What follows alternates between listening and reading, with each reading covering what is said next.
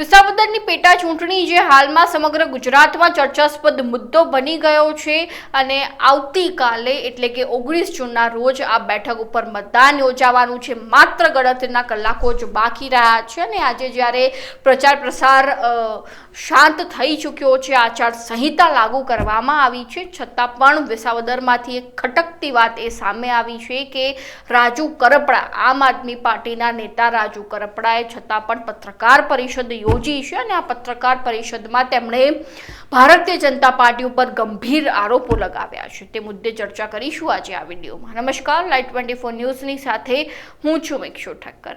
વિસાવદરની પેટા ચૂંટણી જે હાલમાં ચર્ચાસ્પદ બની ગઈ છે, ત્યાં કાટેકી ટક્કર જોવા મળી રહી છે।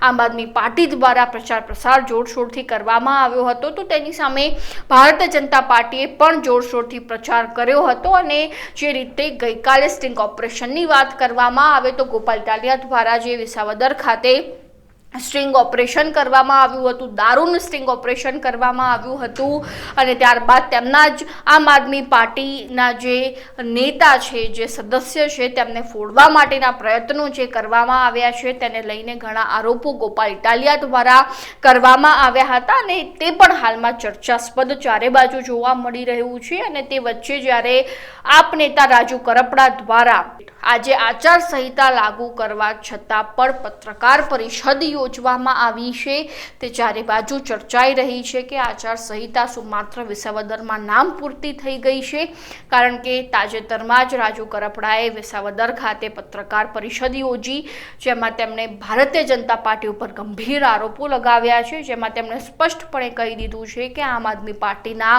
નેતાઓ વેચાય તેવા નથી અને ગોપાલ ઇટાલિયાને જો તમે ખરીદવાની કોશિશ કરી રહ્યા હો તો તમે ન કરો, કારણ કે ગોપાલ ઇટાલિયા વેચાઈ નહીં જાય, તે રીતનું નિવેદન રાજુ કરપડા દ્વારા આપવામાં આવ્યું છે। તો તેમણે વધુમાં શું કહ્યું તેમની પાસેથી સાંભળી લઈએ। સ્વાગત છે। હાલ જે વિસાવદર ચૂંટણીને લઈ પૈસાના ખેલ, દારૂના ખેલ, ભારતીય જનતા પાર્ટીએ કરેલા ખેલ, કોંગ્રેસે કરેલા ખેલ, આ તમામ ઉજાગર થઈ રહ્યા છે। વાસ્તવિકતા એ છે કે ગઈકાલે સવારે જે ઘટના વિસાવદરની હોટલ સાયુનામાં ઘટી, આ ઘટનાની આગલા દિવસે અમારા જે ત્યાં કાર્યકર્તા છે હરદેવભાઈ, આ હરદેવભાઈને આગલા દિવસે લલિતભાઈ વસોયા એક જગ્યાએ મળે છે હરદેવભાઈની ટીમ સાથે। આ મળાવવાનું કામ 5 દિવસ પહેલા જેને વિડીયો બનાવ્યો હતો તાલુકા પ્રમુખ જે આમ આદમી પાર્ટીના હતા, એ વ્યક્તિ આ તમામ લોકોને મળાવી દે છે। ત્યાં નક્કી કરવામાં આવે છે કે આવતીકાલે હોટલ સાયોનામાં આવજો। આ માત્ર આક્ષેપ નથી, ટેલિફોનિક વાત થયેલી છે, જે વોટ્સએપ કોલમાં ફોન આવ્યો છે એના વિડીયો રેકોર્ડિંગ પણ હરદેવભાઈએ કરેલા છે।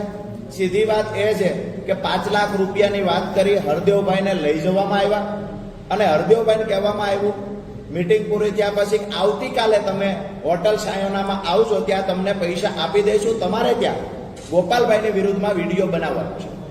હરદેવભાઈ જ્યારે ગયા ત્યારે આખી ઘટના સામે આવી, એમાં પણ કોંગ્રેસે ક્યાંક ને ક્યાંક બચાવ કરવાના ખોખલા પ્રયત્ન કર્યા, પણ જ્યારે સીસીટીવી ફૂટેજ સામે આવ્યા એમાં સ્પષ્ટ દેખાય છે કે લલિતભાઈની સાથે હરદેવભાઈ રૂમમાં જાય છે, 3 લોકો ટોટલ રૂમમાં જાય છે, એમાંનો એક ત્રીજો વ્યક્તિ મહેન્દ્રભાઈ જે આમ આદમી પાર્ટીની વિરુદ્ધમાં 5 દિવસ પહેલા નિવેદન આપી ચૂક્યો છે। હવે જવાબમાં લલિતભાઈ વસોયા એવું કહે છે કે હું નાવા માટે રૂમમાં જતો। સવાલ એ થાય છે કે નાવા માટે 3 લોકોને લઈને કેમ જતા? નાવા માટે આમ આદમી પાર્ટીનો કાર્યકર્તા સાથે કેમ આવ્યો? નાવા માટે થઈને 5 દિવસ પહેલા ફૂટેલો આમ આદમી પાર્ટીનો તાલુકા પ્રમુખ સાથે કેમ હતો?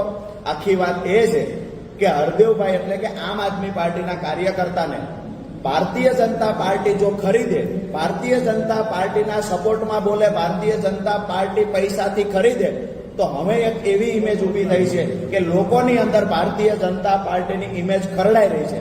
એટલે ભારતીય જનતા પાર્ટીએ નવી સ્ટ્રેટેજી અપનાવી છે, ખરીદ વેચાણની સ્ટ્રેટેજીમાં પરિવર્તન, બદલાવ લાવ્યા છે, એને કોંગ્રેસને આગળ કરી અને ખરીદી કરવાની ચાલુ કરી છે। અમારી ગામડાની ભાષામાં, ખેડૂતની ભાષામાં કહીએ તો અમે જ્યારે અમારી જણસ માર્કેટિંગ યાર્ડમાં વેચવા જઈએ ત્યારે વેપારી અને ખેડૂતની વચ્ચે જે લાયસન્સિંગની ભૂમિકામાં હોય છે એ દલાલ હોય છે। આવું મારે સ્પષ્ટ ના બોલવું જોઈએ, પણ કોંગ્રેસે ગઈકાલે જે ભૂમિકા અદા કરી છે એ દલાલની ભૂમિકા અદા કરી છે. એટલે કે આમ આદમી પાર્ટીના કાર્યકર્તાને તોડવા માટે ભારતીય જનતા પાર્ટીની ઢાલ બની અને કોંગ્રેસના નેતા, અમુક નેતાઓએ કામ કર્યું છે. વાત એટલેથી અટકતી નથી. ભારતીય જનતા પાર્ટીએ બપોર પછી જે દારૂ મંગાવ્યો, આ દારૂની માહિતી અમારા એક વ્યક્તિને મળી કે ખરેખર અહીંયા આણંદપુર અને ખડિયાની વચ્ચે અમારા એક માણસ જ્યારે ગાડી લઈને નીકળતા ત્યારે એ જ વાડીના એક મકાનમાં દારૂ ઉતારવાનું, શંકાસ્પદ પેટીઓ ઉતારવાની ચાલુ હતી. અહીંયા જ્યારે ખબર પડી કે આની અંદર શંકાસ્પદ પેટીઓ ઉતારે છે, રોડ પરથી દેખાતું એ માણસે નજર સામે જોયું છે કે એ દરવાજાને, જે રૂમ હતો એ દરવાજાને તાળું મારવામાં આવ્યું, એટલે કે લોક કરવામાં આવ્યું.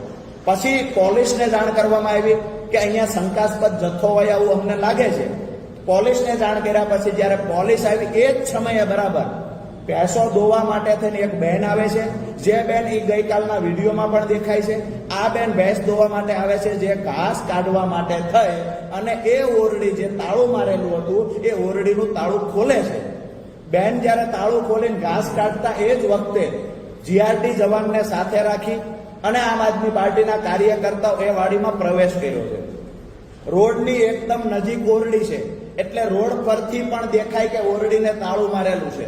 રોડ પરથી પણ ઓરડીની બહાર જે મુવમેન્ટ થતી હોય નજર સામે દેખાય. માત્ર 15 મીટરનું અંતર હતું. વાત એટલેથી નથી અટકતી. ભારતીય જનતા પાર્ટીએ શર્મિંદા થવું જોઈએ, કોંગ્રેસે શર્મિંદા થવું પડે. આજે તમામ પ્રયત્નો કર્યા પછી કોંગ્રેસનું સપનું હતું ગોપાલભાઈને હરાવવાનું, કોંગ્રેસ જીતવા માટે નથી આવી. કોંગ્રેસનું સપનું હતું ગોપાલ ઇટાલિયાને હરાવવા છે, એમાં કોંગ્રેસ સફળ નથી થઈ રહી. ભારતીય જનતા પાર્ટીને એવું હતું કે અમારો ઉમેદવાર જીતી જાય. તમામ પ્રયત્નો પછી પણ ભારતીય જનતા પાર્ટીનો ઉમેદવાર જીતતો નથી. ભારતીય જનતા પાર્ટી હાર પાડી ગઈ છે. ત્યારે આમ આદમી પાર્ટીને બદનામ કરવાના પ્રયત્નો પહેલા કર્યા, પૈસાની લાગણી કરવામાં આવી, કાર્યકર્તાને તોડવામાં આવ્યા, પદાધિકારીઓને તોડવામાં આવ્યા. એટલેથી સંતોષ ન થયો એટલે દારૂ પણ ગામડે ગામડે વહેંચવામાં આવ્યો.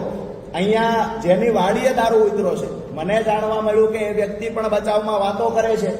મને એ પણ જાણવા મળ્યું છે કે ગઈકાલે 50,000 રૂપિયા આમ આદમી પાર્ટીના 2 વ્યક્તિ પાસે પકડાયા.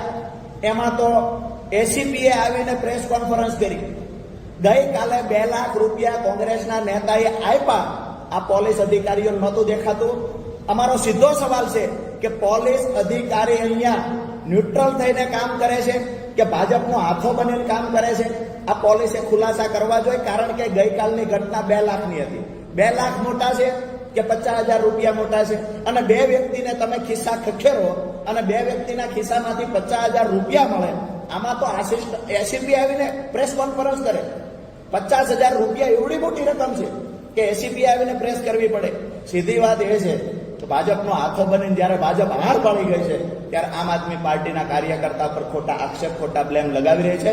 ગઈકાલનો જે દારૂ પકડાનો, એના જ કાકા દાદાનો ભાઈ જે દિનેશ મહેતર છે, એના પપ્પાએ 3 મહિના પહેલા વિડીયો બનાવીને કહ્યું છે લોકોને કે ભાઈ મારો દીકરો, મારા દીકરાની ઓફિસ છે એ દારૂનો અડ્ડો બની ગઈ છે. આવું દિનેશ મહેતરના પપ્પાએ કહ્યું છે.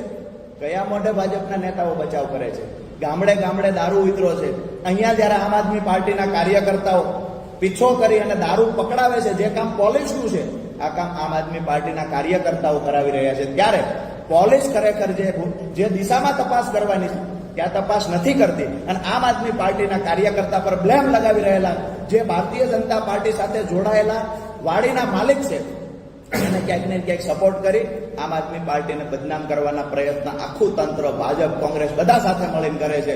અમે વિસાવદર વિધાનસભાની જનતાને વિનંતી કરીએ છીએ કે આમ આદમી પાર્ટી આ તમામ લોકોની સામે લડી લેવાની તાકાત ધરાવે છે. ગોપાલ ઇટાલિયા ગમે એટલા ષડયંત્ર થાય એની સામે ક્યારેય ઝૂકવાના નથી. અમારો એક એક કાર્યકર ક્રાંતિકારી છે. તમામ લડાઈઓ, લોકશાહી બંધારણ બચાવવા માટેની લડાઈઓ અમે લડી લઈશું. અમારા લોહીની અંદર પ્રમાણિકતા છે. અમે તાકાતથી લડશું, તાકાતથી જવાબ આપશું. આવતી 19 તારીખે